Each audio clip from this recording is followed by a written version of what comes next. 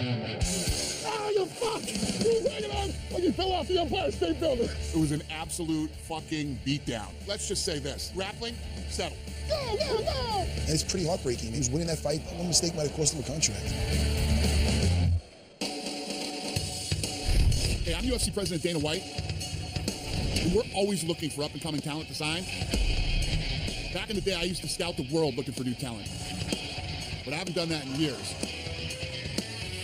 Now I'm back on the road, I'm looking for fighters, and I'm bringing two of my favorite people with me. Nick the Tooth is one of my best friends going back to high school. He is a true Renaissance man. He's done a little bit of everything, from music to business. He even won a Brazilian Jiu-Jitsu championship. Matt Serra won the Ultimate Fighter, and he also became the welterweight champion of the world. He now trains some of the best fighters in the sport out of his gym in Long Island, New York. We're checking out the best restaurants, the coolest places to hang out, having fun, and then going to see some fights. I'm looking for the next Ronda Rousey, the next Robbie Lawler, the next Conor McGregor. I'm looking for future champions. And I'm willing to go to any show, anywhere in the world to find them.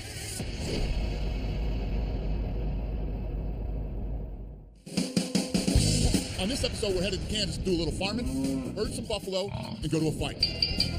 We then headed back to Vegas to meet up with Chris Angel. Matt's going to ride in an off-road race, and we're going to check out the Mickey Gall fight. I am looking very forward to this trip.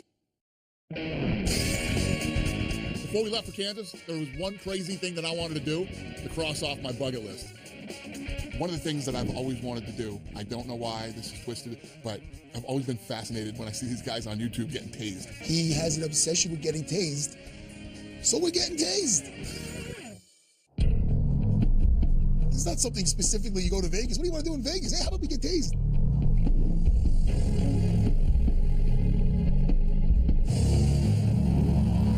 To give you a little information on this, this is the taser. 50,000 volts, that's what you're going to experience. 50,000 volts. Any questions so far? On a scale of 1 to 10, how stupid are we? We'll ask you that question when you're done. Now that I'm looking tasing in the face, I'm sweating. I'm getting a little sweaty over here. Now I'm just like, dude, man, I'm game for anything. But for me, I just couldn't see an upside. And I was really freaked out that something was going to happen to one of us. You lock fingers and you hold hands. They hook the tasers up to you. And I'm like, man, I don't want to do this, man. I do not want to do this. I was just like, let's do this. Like the Band-Aid. Let's rip it off. Let's go. Oh, God, just the anticipation because you don't know what it's going to feel like. And then you do a 3, 2, 1 countdown, and boom, they zap you. 3, 2, 1. Please stop it! Please stop.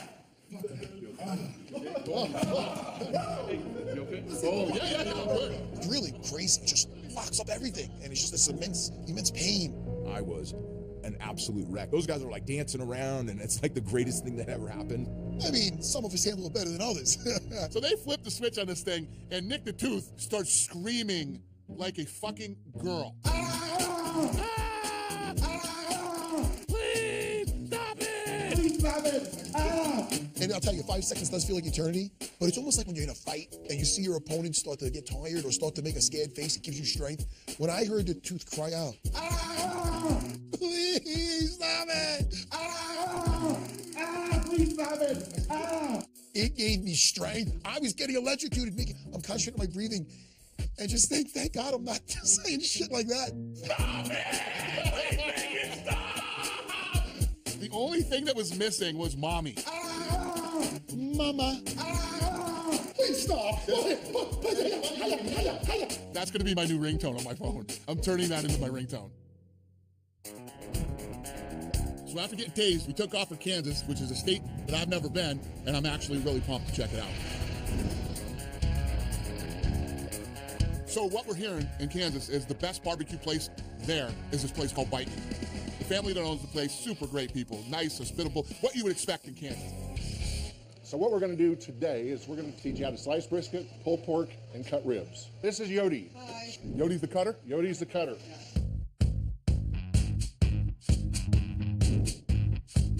This fucking pork is so hot. And she's just ripping this stuff apart. And she grabbed it before I did. She started it before me. I'm wearing the plastic gloves. It's so hot that the plastic gloves kind of melt to your fingers. Oh. No, it's not hot. I use the gloves. The gloves are all like hard now. You've mastered the pork. All right, on to the brisket. Onto the brisket. I think I lost 3 layers of skin, but what is that? That's brisket. What do you think, Nick? Looks so not good. So Nick, the vegan weirdo, is having trouble even being back in this room. If you don't eat one particular food product, Dana thinks you're a vegan. So no, I'm not a vegan. I'm a vegetarian. It's like a fucking nightmare for the tooth. The barbecue place backstage, no freaking offense, but that was one of the most disgusting things I've ever smelled. I almost started throwing up. I almost started gagging. And I didn't want to touch it. It was disgusting. It reminded me something out of Walking Dead. Don't cough on the brisket. Watch that thumb though, that. Yeah, get your thumb out of there. Mess up their meat with your thumb getting cut off. Oh, you're not slaying a wild boy. You're cutting a piece of meat. It took you longer than that to put your friggin' gloves on. When you smell that, doesn't smell good to you like you want to eat that. I almost threw up. Just see the ligaments and the blood, and then he started eating it. It's just absolutely disgusting. I did want to play a prank on Matt. I'm gonna make Matt's meal. I wanted to serve Matt my favorite dish, French fries a la tooth. He's gonna love it. Now hold on. What did I tell you? Is this your only tooth? Uh-oh. I mean, look, I'm all for a good joke, but now we're wasting food. Could you keep this thing away from me? This ain't sanitary. This whole thing, I gotta throw this in the garbage now. This is good food. They're making me a nice meal. And now what? I'm gonna eat around with a cut around where you had your nasty tooth? Oh, thank you so much. There's no teeth in this one, is there? Oh, thank you. So we wanted the full Kansas experience, so we're gonna become farmers for the day, and I had no idea what to expect. Welcome here, and we can show you the steps on how we milk a cow, and we'll do them by hand. We're going to do it the old-fashioned way. He can't wait to get his hand on those. What do they call them? Udders. He was like, Matt grew up on a farm. in New York. Usually when you go up to a cow, you always kind of let them know you're coming. Nice. So you kind of go up to them and kind of rub them a little bit. Then they come along and just start squirting milk into their buckets like this here. Go to your birthday, grab the udders. You grab the udders, and they're like warm and like leathery, and then you like pull the udders and you start milking the thing. To each their own, but the tooth was mighty at home with those udders in his hands. Grab those antlers, Tooth. You gonna start talking dirty to the cow? Nick gets in there, grabs the udder, and squirts it in his mouth and all over his face. Straight out of the tap. Don't let that fucking cow catch anything from you. Nice. Good, man. Bro. How fucking gross is this guy? Good tooth. Good. Now they want us to take the babies, and we're gonna feed the babies the milk that the mother just produced. You're training that one. Come on. Nice. You like that? I see the cutest and the cleanest one, okay? I'm like, that's my cow. And he is the most aggressive one there. He starts headbutting me in the leg, starts dragging me around the fucking farm, pulling me. What? The hell? I picked the cute one. Look what happened. I was hoping the calf was gonna take a big bite of his balls. All fun and games till you're a unit. Then when we're done with the baby cows, we gotta go over to the chicken coop. Dad is trying to capture the chickens, to transfer them over. We gotta bring them to another part of the farm. Get in there, like 3 morons. It's all over the place. Chicken. You little fucker. Oh, that's harder than it looks. This is pathetic. Look at you. There you go. I manned up and grabbed the smallest chicken I saw. He did it. He snatched one of them right up, man. Boom. I was happy with myself. I'm the only one that caught the chicken. I'm liking Kansas. It is nice to look at, and can you get the fuck out of here, please? So then we go to a bison auction. And these guys have been around for 26 years. They auction off these bison for people to raise from all over the state and all over the country. And what they're going to have us do is wrangle them. You guys are running out of daylight. Let's do it. Let's do it. Thank you, sir.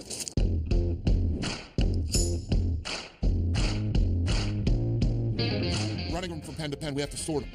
I had to basically open up a cage and put them in there.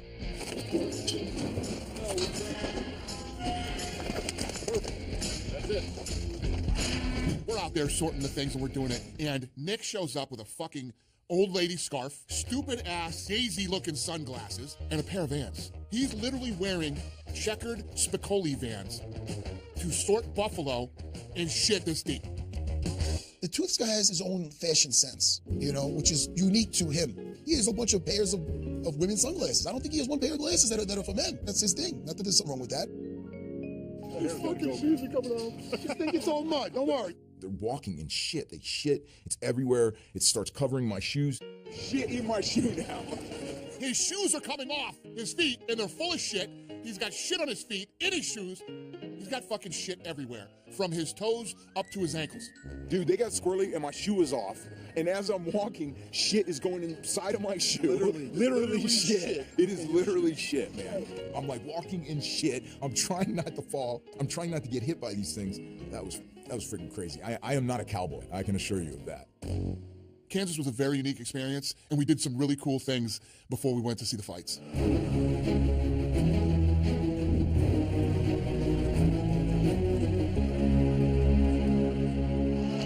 Oh, this is nice. When we're out here looking for talent, we're looking for upcoming fighters. You know, they're all not going to be Sage Northcutt. Okay. The taco snap. What's bad news is he went for a shitty escape and he got it. You're going to have to go through some lemons, you know? So a lot of guys are going to be lacking technique. There's going to be a lot of shows that are not going to have anybody we're interested in. The loss of position is just, is brutal. His hair isn't even fucked up yet. Get off the ground. It's just working the numbers. You have to go through all these shows and, you know, hopefully, you find a gem here and there. They got a better chance of putting us to sleep than each other. Oh, he tapped him. Taco won and we all lost. So there was a fight that was supposed to be 170 pounds. Harris versus Adkins. This will be a smoke show. First round smoke show. Harris was 3-0. Adkins was 5-1. There's different weight classes. The minute I saw this fight going on, I'm like, these guys are not in the same weight class. You're telling me these two are both the same weight class? This dude's big, man. He's crazy. This dude's medium, man. Harris was way bigger than Adkins, but Adkins was a talented, tough guy. This guy's weathering the storm. Mm-hmm. He's taking fucking everything that dude has thrown at him tonight. Good. Even though the size and the strength difference was there, I was like, this Harris kid is going to gas out, and Adkins is going to win this fight. And it literally started to happen. I'm telling you, this is my prediction. Leonidas gasses out, and the dude 2 weight classes below him wins the fight. Look how banged up this dude is. What? Oh, he's cut. Fuck. Don't stop this fight. Don't stop this fight. Have 2 fingers. We see him. Come on. That's bullshit. He would have won that fight. First fight of 1 second. Why though? Why? No. I just want to say right here, right now, if we're coming to your town, do not take a fight out of your weight class. Hey, I was just talking to your guys. Let me tell you what. You don't get cut, you win that fucking fight. That dude was gassed. He was done.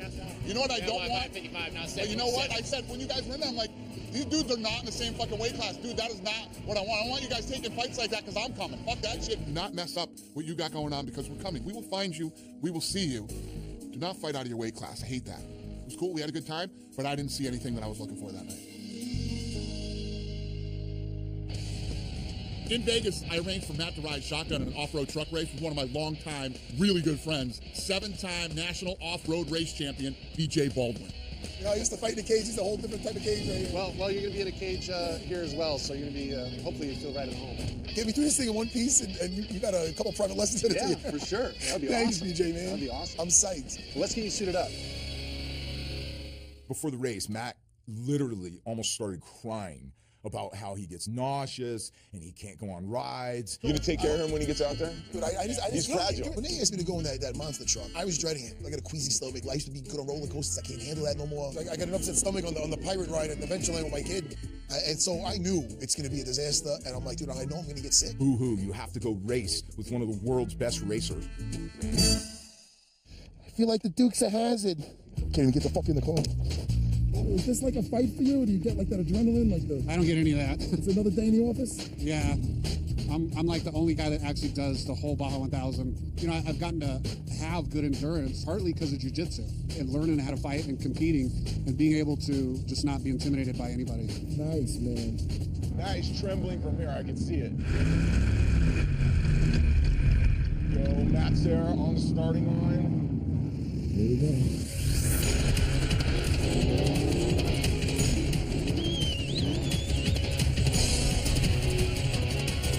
If this thing went for like maybe 20 minutes or even 30 minutes, I mean, I'm still smiling.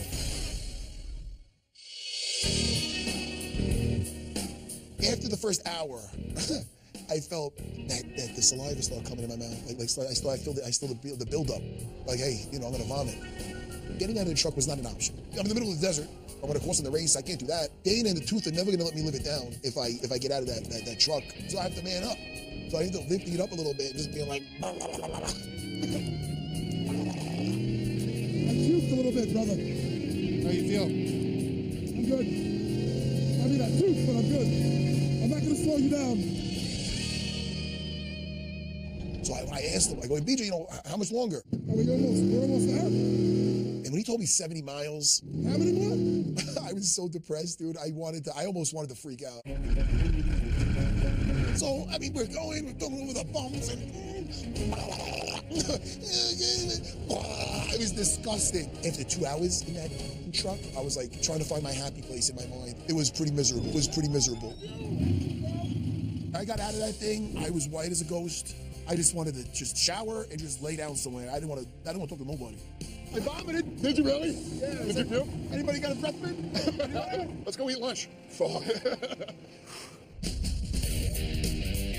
The Four Kegs is an institution here in Vegas. I have been going to the Four Kegs since I was a little kid. Their specialty is the Stromboli. How are you, sir? So you want to make a Stromboli, huh? I want to do. All right, you want to do it? Let's do it. I love Strombolis, and not many people know about Strombolis. Not many people know what they are. What exactly do they consist of? Well, the original Stromboli, which we're going to make, is ham, salami, sausage, pepperoni, cheese, and marinara. Perfect. Cool. Let's make one. All right, let's do it. So we put a little bit of cheese right across here like that. Yeah. This is our dough. It's our pizza dough, actually. Yeah. The recipe came from Detroit many years ago, and we use the same dough for the pizzas and the Strombolis, and it's a very well-kept secret. Okay, so now here's the tricky part. You want to grab this, pull it over, and then push down like this. Seal it up just like this. Oh, yeah. Okay, then we just take this, cut the excess off, relieve cuts about every inch or so, and a little bit of butter, and that's it. You want a part-time job? Yeah, I'm in, man. Is it good? Really good. This thing is a home run. It's delicious. And if you ever get the opportunity in Vegas, you have to try the Four Kegs. Later on, we were able to meet up with illusionist Chris Angel. He's one of the best performers in Vegas and a really good friend of mine, and I was pumped for Matt and Nick to meet him.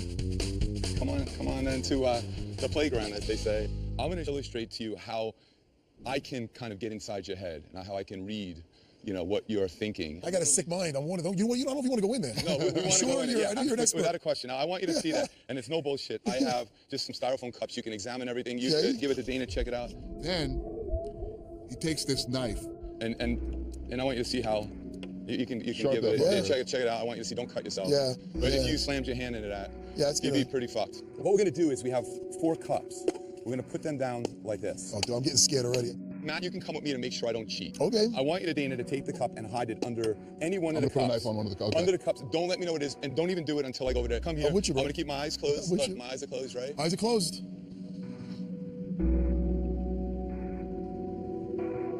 All right, brother, we're ready. You good? Yep. All right.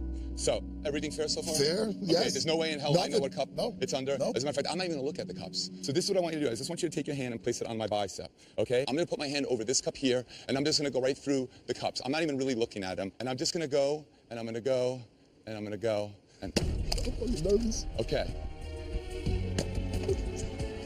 All right, so it's 50-50. He was reading my muscle reactions to determine where Dana had placed the knife. Why are you gonna do that to me? It was kind of freaking me out because the guy knows what he's doing, but what if he did? I mean, you don't want to see him put his hand through a knife. I mean, God forbid. This is not magic. This really is a demonstration of the mind and being able to read telltale signs and see what somebody's thinking by how they're reacting and how they're engaging in your muscle, and being able to read those little signs. Like you set a pattern, for me. Your phone? Oh, sorry. Yeah. My phone. This is the mental power of Nick the Tooth. Best friend, bro. Okay. My best friend. Looking out for me.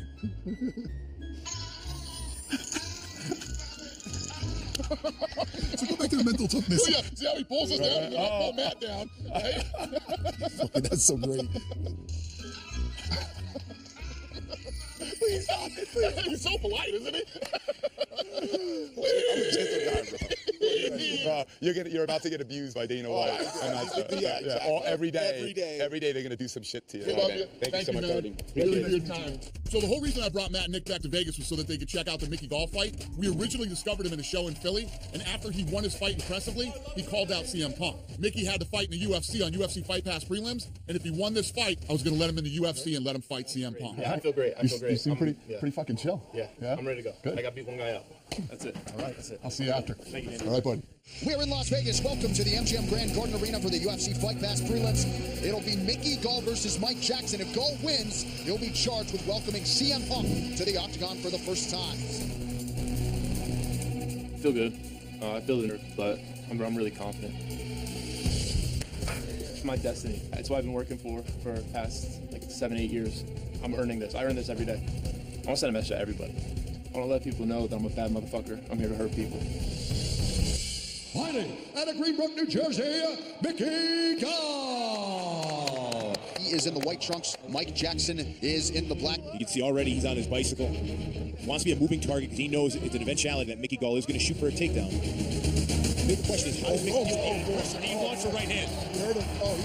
Right on the button, and this is where Mickey Gall thrives. He loves to take the back. He's got long limbs for chokes. He's already got the arm trapped with his right leg, and this could be it right here. Right under the chin, he is there. Mickey Gall makes good on the UFC debut, submits Mike Jackson inside of a minute. It didn't take long. No, that was quick. That's how you want to do it. That's how you want to do it. Congratulations. It feels amazing. Last time I was on the mic talking about one guy, and I'm still thinking about one guy. I want to be fed. I'm hungry. Feed me CM Punk, please. Couldn't look better here tonight. CM Punk has now entered the octagon. Good fight. That's how you want to do it. Nice and quick. Yes. Good for you. Yeah, I'm going to keep it that way. We'll see. This was actually a really unique trip. We got tased, heard of buffalo, ate some barbecue, and even though we didn't find a fighter in Kansas, we had a blast. And now, I'm really excited for this Mickey Gall CM Punk fight. Best of all, I got a brand new ringtone. Can we run this from the top, please? Oh!